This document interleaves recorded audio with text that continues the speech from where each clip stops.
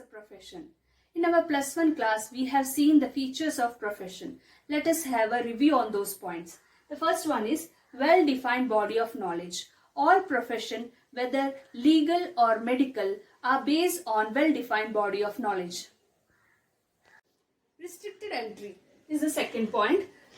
Entry to a profession is restricted by an examination or through acquiring educational degree.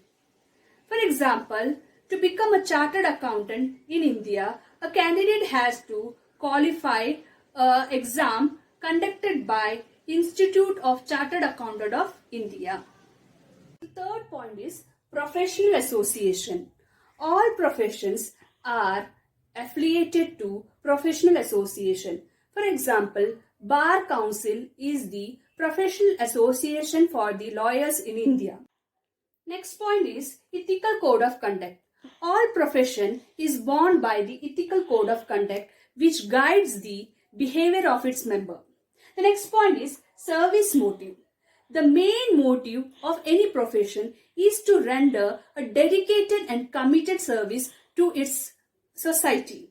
So, these are the features of a profession. Now let us see whether management satisfy the criteria required for a profession.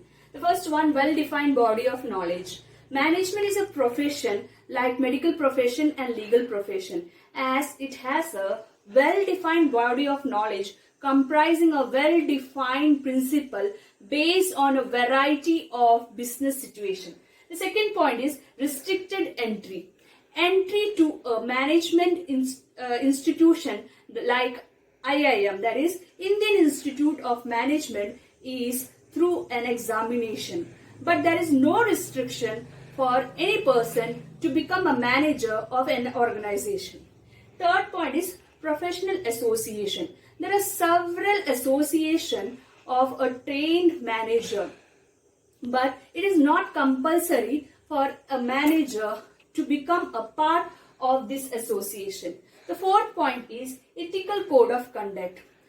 Institutions like All Indian Management Associations have framed an ethical code of conduct for its member to regulate their activities. But as the managers it is not compulsory for a manager to be a part of association.